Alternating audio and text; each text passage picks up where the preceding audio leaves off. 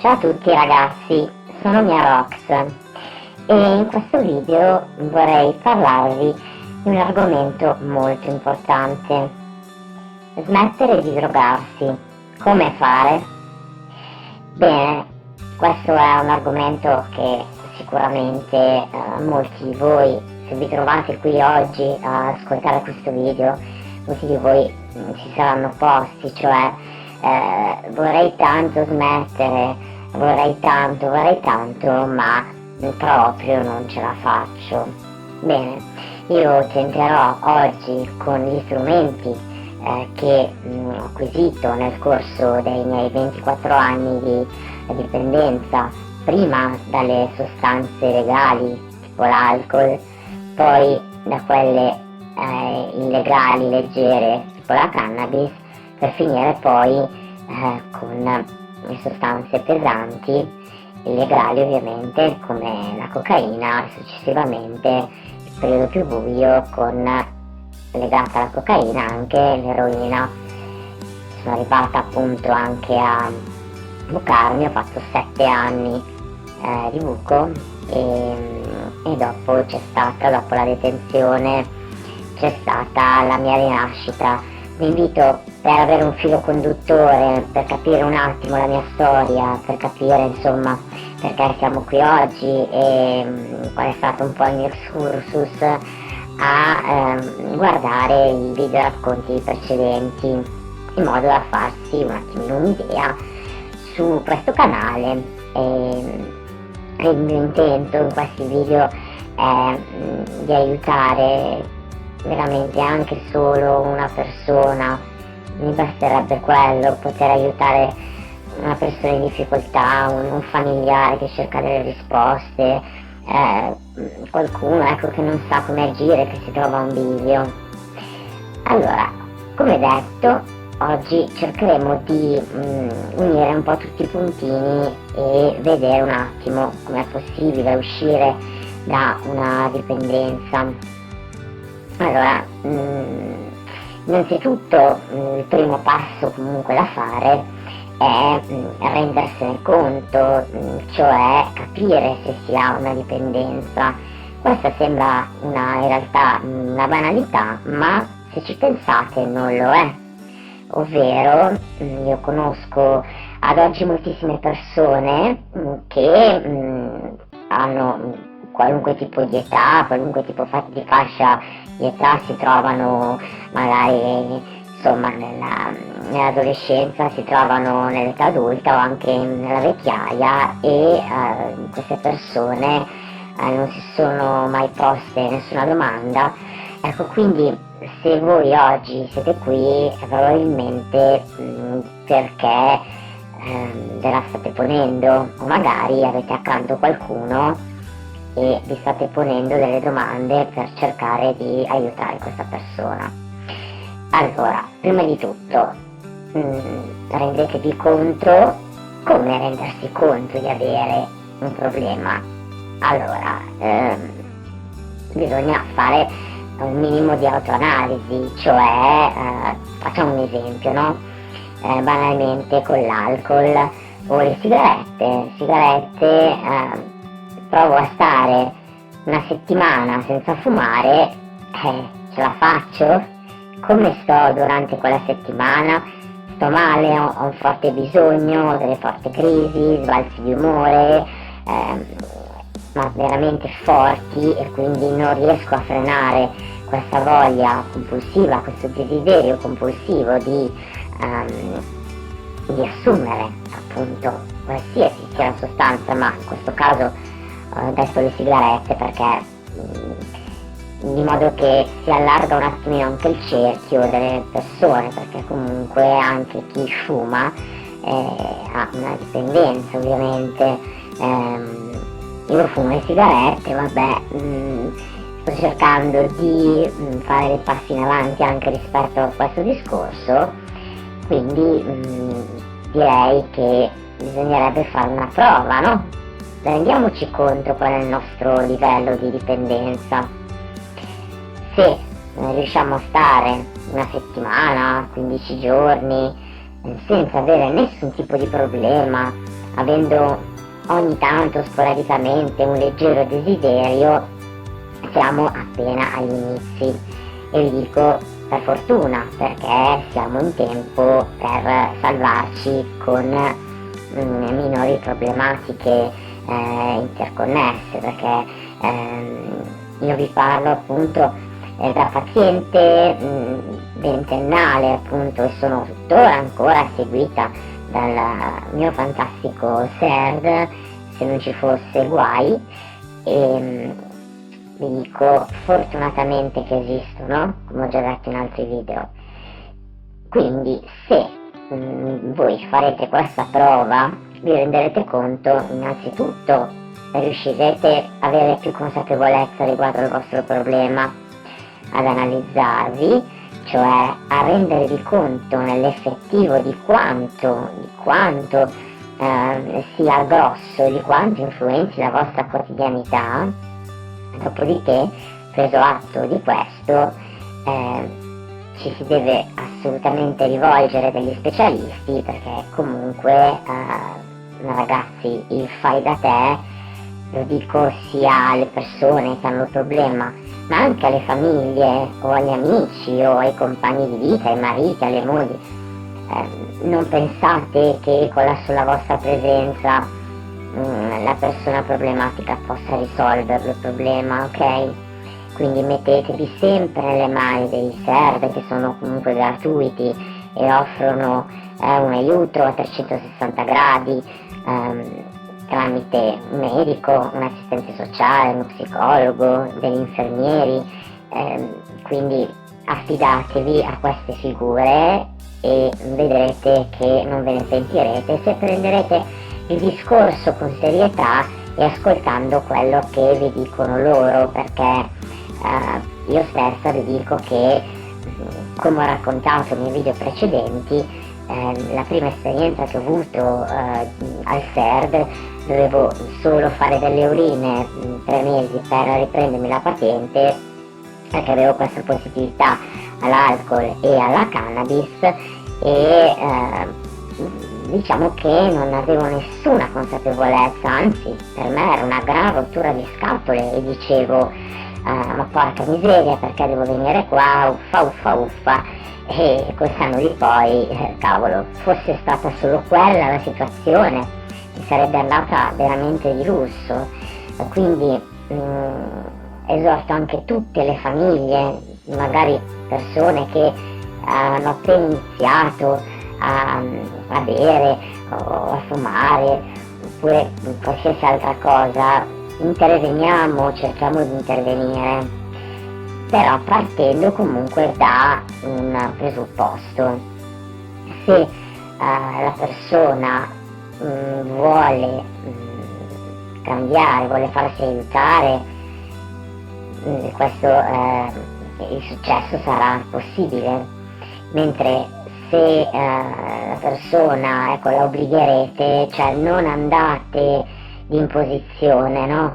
Cioè non bisogna mai imporre un pensiero, bisogna arrivarci, piuttosto lasciate che ci pensino gli specialisti, cioè non sostituitevi famiglia, non sostituitevi davvero agli specialisti, perché non ne avete le competenze, e anche voi foste un medico delle dipendenze, non fatelo, cioè, perché siete comunque un genitore, no? E quindi lasciamo a ognuno il suo lavoro. I genitori devono fare i genitori, e i medici specialisti, le dipendenze devono fare il loro lavoro. Quindi torniamo al come fare. Abbiamo capito di avere una dipendenza, benissimo, vogliamo uscirne, sì o no? Questo è un punto cruciale, perché dicono la forza di volontà, sì, la forza di volontà sarà la spinta che vi permetterà di proseguire su questo cammino, ma la cosa importante, una volta che voi avrete capito di avere un problema e vi sarete rivolti dagli specialisti, è farlo seriamente, cioè rendetevi conto innanzitutto, cercate di analizzarvi, io lo dico veramente tanto perché questo è il prodotto di 20 anni come paziente, quindi sono molto consapevole su quel che sia una dipendenza, come si manifesta, ricordandoci che è un sintomo, di conseguenza è motivazione di malessere derivata da qualcos'altro. Cominciamo a scrivere, io ho trovato molto utile nella mia vita da paziente, ho trovato molto utile la scrittura, prendere un quaderno, cominciare a scrivere, sono le ore tot, io mi sento così, ho un forte craving, eccetera eccetera, perché durante l'autoanalisi una cosa molto importante che dovrete fare è rendervi conto degli orari più critici durante la giornata. Vi faccio un esempio. Alla mattina, quando mi alzavo, faccio l'esempio su me stessa così posso essere più chiara. Alla mattina, quando mi svegliavo, ero completamente devastata e avevo una forte voglia di consumare qualcosa che mi tirasse su, che mi facesse tornare al mondo. Quindi ho identificato con l'autoanalisi, grazie ovviamente anche ai consigli dei medici, che il mattino era un orario critico. Poi, quando tornavo dal lavoro, ecco presentarsi un secondo orario critico. A volte c'era un orario critico anche durante il lavoro, specialmente in un episodio di forte stress caratterizzato, vi invito ad andare a vedere il video che ho dedicato sul lavoro e dipendenza ricaduta, un momento di forte stress dovuto a un lavoro innanzitutto che non ci gratifica, a un ambiente tossico, a tutte delle componenti negative che non mi permettevano di rimanere in equilibrio, in quanto sono una persona molto sensibile. Preso atto di questo, mi sono rimboccata le maniche e sono riuscita a cambiare lavoro. Quindi bisogna rendersi conto degli orari critici durante la giornata e cercare con delle azioni sane di sostituire il comportamento malato, cioè l'abuso, la compulsione. Mi lego al fatto della compulsione a un'altra cosa che potete fare, no? Analizzatevi quando proprio cercate di capire quando il vostro cervello vi dà l'impulso di fare qualcosa di compulsivo, ovvero devo andare a prendere la sostanza, devo andare, oppure devo prenderla subito, devo farla. Cioè tutti questi comportamenti sono compulsivi che non abbiamo un filtro in cui in quel momento non riusciamo a bloccare il nostro pensiero e penso di prendere delle sostanze. Non mi fermo a pensare, vado direttamente, ok? Quindi in quel momento non c'è un autocontrollo, no? Quindi perdo il controllo, azione compulsiva e quindi compulsione all'uso, no? Vi sarà capitato, se siete delle persone che fanno uso di qualsiasi sostanza o bevete così, vi sarà capitato, no? Di bere un bicchiere dietro l'altro, fumare uno spinello dietro l'altro, farvi della coca o dell'eroina una dietro l'altra, quindi in maniera compulsiva, senza nessun sistema, appunto, senza nessun ragionamento di fermarvi, no? Avete capito quello che intendo? Ecco, scrivetele queste cose in modo che avendole appunto scritte, avendole su carta, potete innanzitutto tirarle fuori, perché magari, sapete, non è che il colloquio con lo psicologo al SERD è ogni ora del giorno, e quindi avete anche un modo per autoaiutarvi a comprendervi meglio.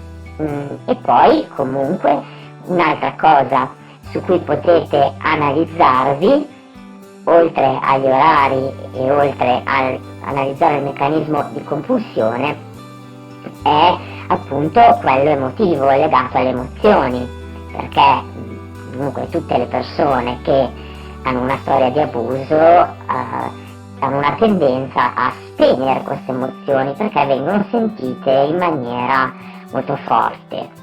Quindi anche qui vi dico, da parte mia, sempre dalla mia esperienza, prendete questo benedetto foglio di carta e anche lì scrivete: non riesco a gestire, per dire, la rabbia, no? Quando mi arrabbio perdo completamente la lucidità, al di là che voi siate sotto effetto o meno, ma proprio voi come persone, no? Per esempio vi arrabbiate, perdete completamente le staffe e non riuscite veramente più a capire quello che state facendo, e magari poi avete il momento di lucidità che è come se rinsaliste da una stanza buia, no? Cioè rinsalite proprio e tornate alla lucidità e magari vi mettete di colpo. Questa è nient'altro che una rabbia non gestita. O magari faccio il mio esempio: quando avevo momenti di tristezza oppure ero abbastanza depressa, per me era come se fosse finito il mondo, come se non ci fosse un domani, non ci fosse una fine. Invece con le sedute, con il lungo lavoro che ho fatto di analisi, tutti questi quaderni che ho compilato e che veramente rimangono lì e sono preziosissimi per tornare su se stessi, ricordarselo e poter poi comunicare anche con lo psicologo e imbastire appunto un aiuto terapeutico.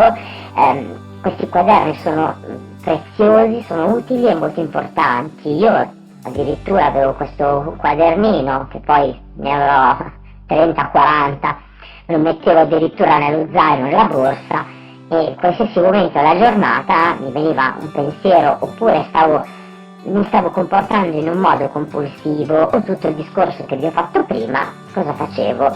Prendevo, mi assentavo, quando appena riuscivo ovviamente ad assentarmi, mi facevo un messaggio vocale sul telefono da promemoria e poi andavo magari a scriverlo, per dire. Poi se siete più comodi a registrarvi dei messaggi vocali con tutte delle annotazioni, con dei titoli, insomma trovate il vostro sistema io vi dico la carta perché c'è un'azione anche di sfogo, come può essere anche registrare un messaggio in cui sono in quel momento lì di nervosismo, provo a descriverlo, capisco che non riesco a controllarmi, insomma, a posteriori e a priori, no? Ecco, una volta chiaro, una volta che avrete chiaro nella vostra testa di avere un problema, che vi conoscerete meglio, che analizzerete le vostre azioni, i vostri punti deboli e anche i punti di forza, perché i punti di forza sono quelli che poi ci aiuteranno per ritrovarci. Una volta fatto questo lavoro ne farete un altro, ovvero sempre con questa benedetta carta e penna o questi benedetti vocali, registrazioni, quello che volete, andatevi a stilare una lista di cose che vi piace fare o che avreste sempre voluto fare. Ovviamente dipende dalle possibilità, no? Cioè io domani mattina mi piacerebbe andare tantissimo sulla Luna, mi piacerebbe tantissimo, però non ho la disponibilità economica e quindi magari mi limito a un desiderio che posso comunque pagare, qualcosa che posso fare anche nel quotidiano, oppure mi organizzo magari una volta all'anno la vacanza estiva, vado a fare questa cosa, e nel quotidiano, quindi piccoli passi, un'attività che non ho mai fatto, oppure provare cose diverse come andare a un corso di recitazione, andare a, non so, a visitare dei borghi, insomma tutte delle cose che nel vostro piccolo potete fare. E oltre a questa lista di cose che mi fanno stare bene, perché dovrete trovare soddisfazione nel farlo, dovete fare anche una bella lista di cose che invece odiate fare. Perché vi sto dicendo questo, ragazzi? Perché sarà importante capire quello che ci disturba e quello che ci nuoce, uno per, se possibile, evitarlo, ok? Perché se comunque voi non lo so, facciamo un esempio stupido, odiate giocare a dama, una cavolata, non è che andate in posti di ritrovo dove ci sono i giocatori di dama, è ovvio, no? Però questa è una lista ovviamente legata alle cose, alle attività che ci piace e non ci piace fare. E poi nelle cose che non ci piace fare, anche magari contesti, situazioni in cui ci piace e non ci piace, ovviamente. Perché vi sto dicendo questo? Vi dico questo perché impareremo innanzitutto a conoscerci di più, poi a evitare le situazioni che non ci garbano, e se invece dovessimo ritrovarci in queste situazioni dovremo imparare a riconoscerle e dire: cavoli, ma qui sta succedendo una cosa che a me dà fastidio, ok, devo fare 10 passi indietro e imparare a stare. Come del resto è un lavoro che dovrete fare, imparare a stare in un'emozione negativa, nella noia, in qualcosa che ci disturba, imparare a accettare la nostra umanità con i nostri lati positivi e negativi. E credetemi, ragazzi, io ve lo dico veramente sempre a posteriori, dopo tutto quello che ho passato, cioè è una cosa bellissima, perché noi veramente siamo questo, siamo emozioni, siamo sentimenti, siamo rabbia, siamo sconforto, siamo che palle, cioè veramente noi siamo fatti di tutti questi piccoli pezzi, e riconoscerli, imparare a capirci, poi genererà questo in noi una consapevolezza fuori dal normale, e cambierà moltissimo la nostra visione delle cose, e comunque ci aiuterà a capire quali sono le vere cose importanti della vita, che non sono vivere per andare a comprare la sostanza o stare in tutte quelle situazioni che ci portano a vivere una vita senza scopo, senza piacere, e il cui piacere è determinato solo da quella merda di strada, e continuerò a ripeterlo, è una merda di strada, ragazzi. Quindi, una volta fatto questo lungo lavoro, perché sarà un sacrificio, vi dico, sostituite, perché avete individuato gli orari brutti per voi e quello che vi appaga, quello che vi dà fastidio, no? Dobbiamo sostituire i momenti brutti della giornata in cui arriva il craving, o potrebbe arrivare, in cui sappiamo che siamo lì per, no? Cominciamo a andare a pensare un passo prima, cominciamo a anticipare il nostro cervello stronzo che ci vuole per forza fregare, inganniamolo un po' sto cervello. Fare sport aiuta tantissimo a mitigare il craving, se non del tutto annullarlo. Certo, non è che dovete fare 5 flessioni e poi avete finito, è ovvio che ci dovete stare dietro del tempo. Un'oretta al giorno per 5 volte a settimana vi riempie un casino, poi prendete su, andate a vedere un borgo, andate a fare delle gite, come vi ho già detto. Cioè dovete veramente conoscervi, fate un lavoro su voi stessi, imparate a capire quali sono le vostre fragilità, accettate il fatto che siamo fatti di emozioni positive e negative, e che comunque le emozioni sono degli stati che non perdurano per tutta la nostra giornata. Impariamo a capire che le emozioni sono come delle onde, arrivano, sfogano la loro intensità e dopo diminuiscono per poi lasciarci. Quindi un'emozione, certo, si potrà ripresentare a seconda di quello che ci è successo moltissime volte nel corso di un periodo e sarà più o meno disturbante, ma come ci sono le emozioni positive, come essere contentissimi per qualcosa di bello che ci è successo, così dobbiamo capire che ci sono anche quelle negative. Ragazzi, non è che possiamo stare con la pappa pronta che va tutto bene, è parte della nostra umanità e ci aiuta veramente tantissimo a crescere, ci aiuta tantissimo a accettarci, anche a migliorarci per quello che siamo e migliorarci appunto giorno dopo giorno. Quindi io oggi mi fermo qui con questi consigli perché una volta che secondo me avrete fatto questa cosa e questo lavoro già sarete a un ottimo punto, poi sostituendo le abitudini negative, quindi l'uso, con delle abitudini positive avrete già risolto, e con l'aiuto ovviamente degli specialisti che sono la prima cosa in assoluto, avrete già quasi chiuso il cerchio, no? Che cos'è che è la chiave per smettere di drogarsi? Ragazzi, la chiave è la voglia di vivere qualcosa di diverso dallo schifo in cui avete vissuto fino ad oggi. Lo conoscete già, sapete già cosa vi porta, sapete già che se utilizzate prima siete super euforici e poi se non utilizzate vi sentite uno schifo, siete KO, il che vi porterà ancora ad andare lì a finanziare quello schifo lì di strada.